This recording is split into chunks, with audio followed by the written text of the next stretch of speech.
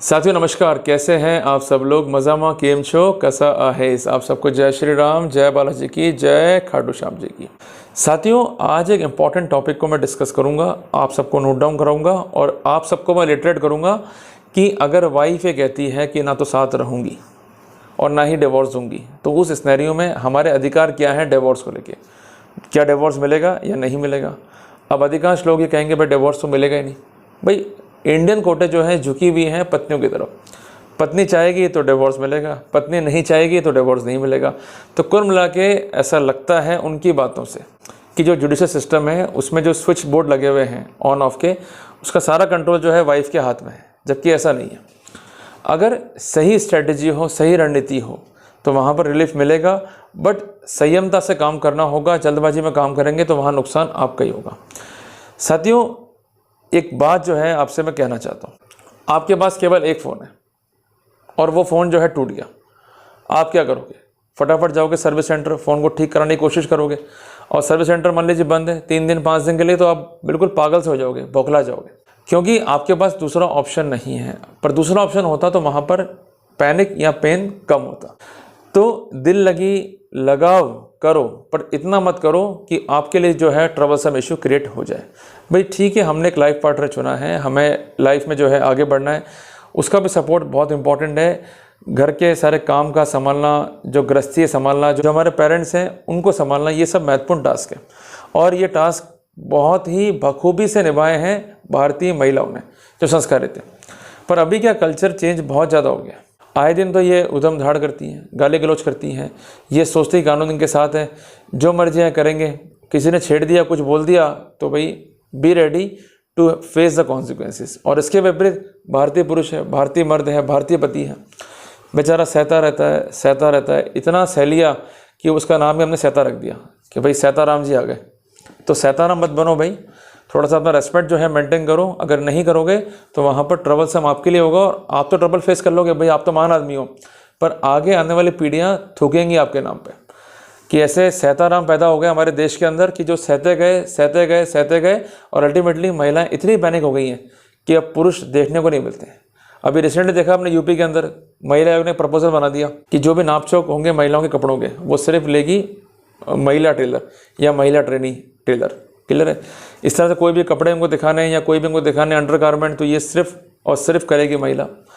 ये बात ठीक नहीं है भाई। समाज में दोनों ही ज़रूरी है, जितना ज़रूरी पुरुष हैं उतनी ज़रूरी जो है महिलाएं। बट जो कॉन्डक्ट इस समय हो गया है, ये कॉन्डक्ट बहुत दुखदायी है।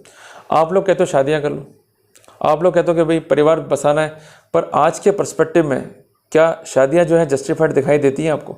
ज़रा सोचना। आप शादी कर तो लेते हो सिर्फ अपने पेरेंट्स के दबाव में, समाज के दबाव में, समाज को दिखाने के लिए, पर वो शादियां टिक रही हैं क्या?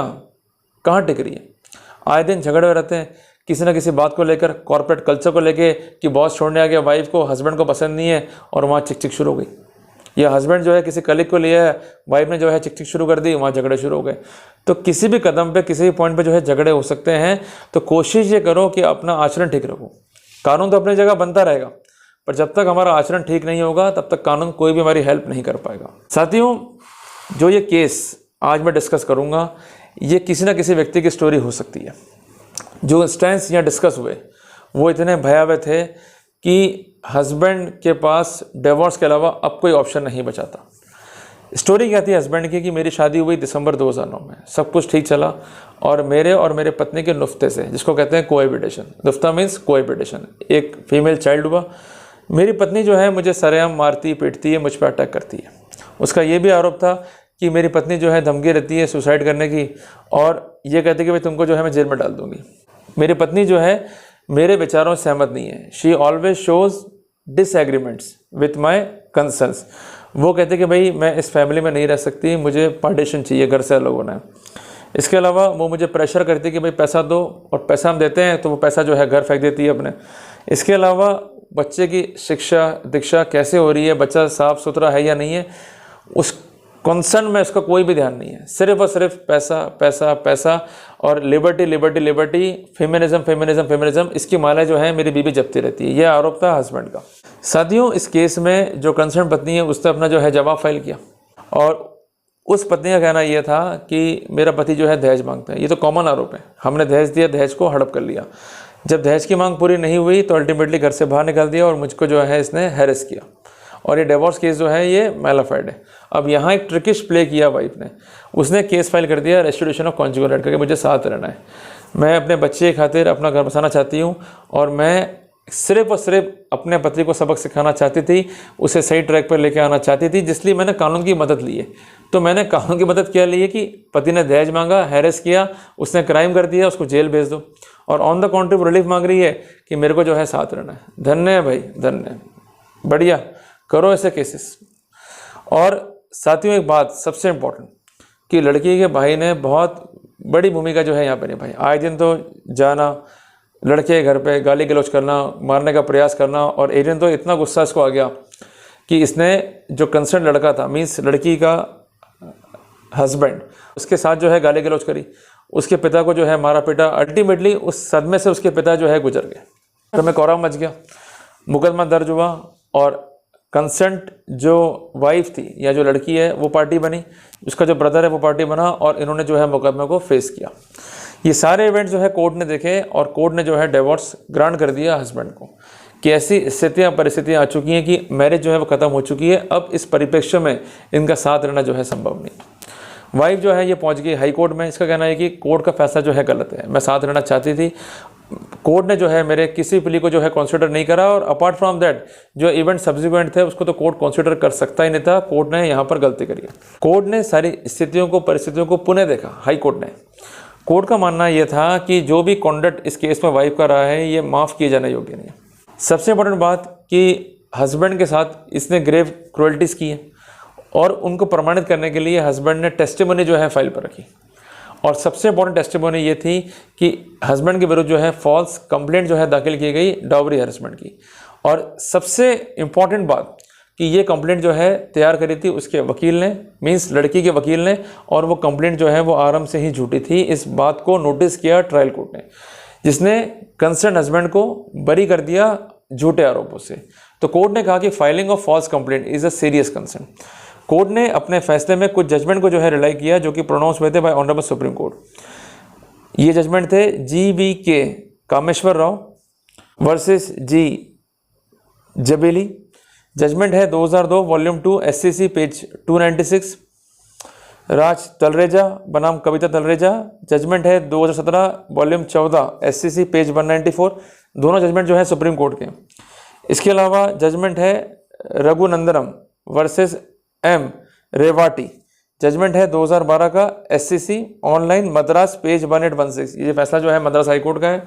इसके अलावा इंपॉर्टेंट जजमेंट है K Srinivas Rao versus DA Deepa, judgment है ऑनरेबल सुप्रीम कोर्ट का 2013 का, साइटेशन है 2013 वॉल्यूम 5 SCC पेज 226।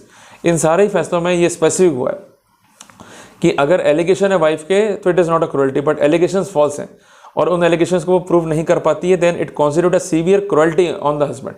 और आजकल का ट्रेंड बन गया है इंडियन वाइफ्स का कि हस्बैंड पे जो है झूठे आरोप लगा दो कि भाई इसने मारा पीटा, दहेज की मांग करी, घर से बाहर निकाल दिया, बट जो भी आरोप लगा रहे हैं उन्हें प्रमाणित करना होगा। अगर वो आरोप जांच में अप्रमाणित पाए जाते हैं या सब्सिक्वेंटली हस्बैंड उन आरोपों से बरी हो जाता है तो ये इवेंट इंपॉर्टेंट है, इस इवेंट को जो है कंसिडर किया जा सकता है। सबसे इंपॉर्टेंट बात सब्सिक्वेंट इवेंट के कंसिडरेशन की जहाँ तक लेके बात थी, कोर्ट ने कहा कि एक इंपॉर्टेंट जजमेंट है ऑनरेबल सुप्रीम कोर्ट का A जयाचंद्रा बनाम एक और, फैसला है 2005 volume 2 supreme court cases page number 22। इसमें ये स्पेसिफिक किया गया कि इवेंट अगर सब्सिक्वेंट है बट मटेरियल है और उन्हें कंसीडर करके कोर्ट जो है हस्बैंड के पक्ष में या वाइफ के पक्ष में जो है स्थितियों को देख सकता है, तो कोर्ट को उन स्थितियों को डेफिनेटली जो है कंसीडर करना चाहिए। यहाँ पर हस्बैंड जो है सब्सिक्वेंटली बरी हुआ, इंपॉर्टेंट फैक्ट था। वाइफ के भाई ने वाइफ की जानकारी में सारे फैक्ट्स को रखते हुए कंसर्न जो हस्बैंड है उनसे जो है झगड़ा किया, जो कंसर्न हस्बैंड के फादर थे उनसे जो है झगड़ा किया, अल्टीमेटली वो सदमे में आ गया और उनकी मृत्यु हो गई और इस केस में जो है FIR कटी। तो ये भी कोर्ट ने जो है इंपॉर्टेंट इवेंट माना और कोर्ट ने कहा कि ये स्पष्ट है कि वाइफ जो है बोनाफाइड नहीं है। इसके अलावा यह कंटेंट भी रिकॉर्ड पर आया कि यहाँ पर लॉयर ने बड़ा चढ़ा के जो है कंप्लेंट को लिखा और एक झूठी कंप्लेंट जो है रेडी करी और अल्टीमेटली हस्बैंड के राइट्स को जो है अफेक्ट किया। तो कोर्ट ने अपने फैसले के पैरा नंबर 18 में क्या नरेट किया, it is seen from the record of this case that the family dispute between the couple was further inflamed by the concerned lawyer by drafting a false complaint which is against the professional ethics, and apart from that इस तरह का conduct जो है definitely matrimonial disputes को affect करने वाला है। Okay, सही बात क्या होती है वो तो रिकॉर्ड पे आ ही नहीं पाती है। और आए दिन ये ट्रेंड बन गया है वकीलों का भी कि भाई झूठी कंप्लेंट्स दाखिल करवा रहे हैं ताकि पक्षकारों को जो है बेनिफिट मिल जाए, जबकि ऐसा नहीं करना चाहिए। ऐसा करना अपने आप में ही प्रोफेशनल मिसकंडक्ट है। तो कोर्ट ने लिखा कि ये बात हम इसलिए कह रहे हैं कि एक कंप्लेंट थी वाइफ की, ये अपने आप में जो है झूठी पाएगी जांच कार्रवाई के अंदर, तो इस तरह कंडक्ट जो है बर्दाश्त नहीं किया जाएगा। तो मेरा कहना यह है कि इस केस में कुछ गाइडलाइंस दी हैं ऑनरेबल कोर्ट ने, जिसको आप फैसले के अंदर जो है पढ़ सकते हैं। और खासकर ये गाइडलाइंस में कोर्ट ने लिखा कि ऐसा कोई भी कंप्लेंट ड्राफ्ट ना करे एडवोकेट जो कंप्लेंट घर बिगाड़ने वाली हो, उसमें ऐसे एलिगेशंस हैं जो काम कर रहे हैं आग में घी डालने का। Be aware we are not suppose to add fuel to the fire, ये कोर्ट ने लिखा है अपने फैसले के अंदर। तो इसलिए मैं कई बार निवेदन करता हूं अपने वकील भाइयों से भी कि लड़कियां कई बार आती हैं कि साहब मुझे परेशानी है, मेरा हस्बैंड तंग कर रहा है, तो उनसे सारी बात जानो और इफेक्टिवली काउंसलिंग करो और आगे बढ़ने से पहले उनको ये समझा दो कि अगर तुम फॉल्स कंप्लेंट देती हो तो तुम्हारे विरुद्ध भी कानूनी कार्रवाई हो सकती है and you might face consequences. पर हमको ये अश्योरेंस है कि भाई ठीक है, क्या बिगड़ेगा, जो होगा होगा, देखा जाएगा। लड़की कंप्लेंट कर देगी, लड़ लेंगे, हार गई तो क्या हुआ, जीत गई तो ठीक है, मज़े ही मज़े। तो इसलिए मैं हमेशा कहता हूँ कि हम एक जिम्मेदार नागरिक हैं। ड्यूटी हमारी क्या है कि घर को बसाना, हम घर को तोड़ नहीं सकते। वैसे भी हम एक हिंदू हैं, सबसे पहली ड्यूटी हमारी क्या है, हिंदुइज्म की है, और हमारे यहाँ पर कॉन्सेप्ट तलाक का है ही नहीं। और इसलिए कुछ पैसों के लिए अगर हम घर तोड़ रहे हैं तो ये महान बेवकूफ़ियाँ हैं। इसलिए पक्षकारों को समझाओ घर नहीं तोड़े।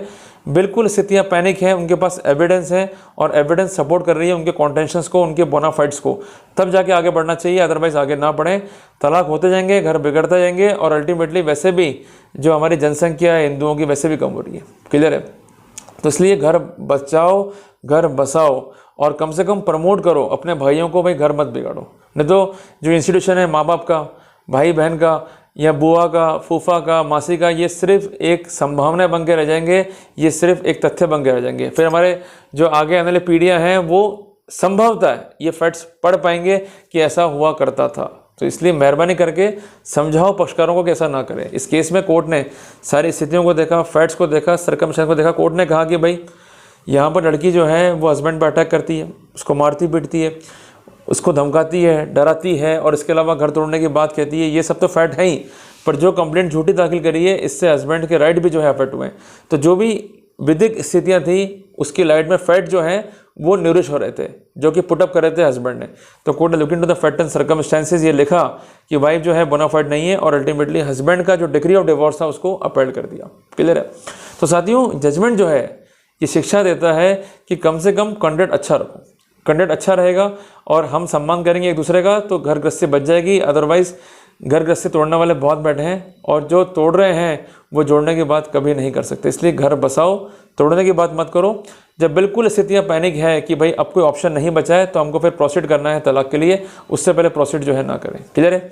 तो उम्मीद करता हूँ कि आज का टॉपिक जो है हमें क्लियर हुआ और आज के टॉपिक के मार्फत हमें मालूम पड़ा कि भाई ऐसी स्थिति में हमारे राइट्स क्या होंगे और हमें किस तरह से जो है आगे बढ़ना है। क्लियर हो गया? तो इसलिए अगर वाइफ कहती है कि मैं साथ नहीं रहूँगी, अलग रहूँगी और तलाक भी नहीं दूंगी, तो उसको कह देना भाई कानून है, अगर नहीं रहना है तो कुछ टाइम तक नाटक चलेगा, मैं डिवोर्स फाइल करूँगा। उस स्नैरियो में अगर एविडेंस कोर्ट में जाएगी दिक्कत आपके लिए होगी। तो इसलिए दबना नहीं है, रेस्पेक्ट योर वाइफ। क्लियर है बात ये? But respect your self also. अगर अपनी रेस्पेक्ट नहीं करोगे तो आप डायरेक्टली इनडायरेक्टली इनरेस्पेक्ट कर रहे हो मैंस राइट को। तो आप अपने अधिकारों के बजाय सम्मान करो मैंस राइट का। हमारा जो भगवान है, हमारा जो धर्म है वो है मैंस राइट। तो always respect man and the man's right. ठीक है जी? बट उनके रेस्पेक्ट के चक्कर में झुक मत जाना, गिर मत जाना, गिड़गिड़ा मत जाना। एक बार झुक गए, गिड़गिड़ा गए बिना गलती के तो हमेशा झुका दिए जाओगे। क्लियर है? साथ ही जल्दी मिलते हैं एक नए टॉपिक के साथ। टिल देन, जय हिंद, जय भारत।